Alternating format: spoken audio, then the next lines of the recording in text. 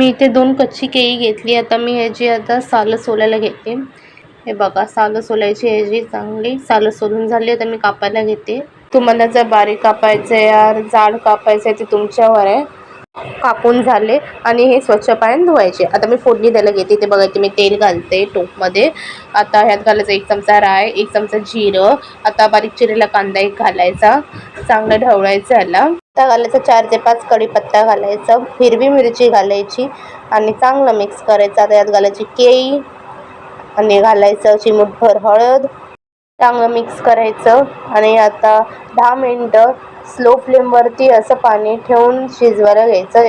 हे बघा, 10 मिनिटं झाली. आता मी बघते की केळी शिजली की नाही शिजली. हे बघा, शिजली. आता यात घालते चवीनुसार मीठ. चांगलं मिक्स करायचं. आता ह्यात मी ओलं खोबरं घालते. चांगलं ढवळायचं आणि आता घालायची बारीक चिरलेली कोथिंबीर. हे बघा, झाली ही भाजी. आता मी सर्व करते. हे बघा, रेडी झाली केळीची भाजी. मस्तपणे झाली आहे. भाकरीसोबत, चपातीसोबत खाऊ शकता. भातासोबतही मस्त लागेल.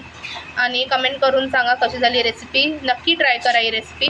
असे छान छान रेसिपीज बघण्यासाठी सानियाज किचनला लाईक, शेअर, सबस्क्राईब करा. इतरांनाही शेअर करा ही रेसिपी. चला भेटू पुढच्या रेसिपीला. बाय.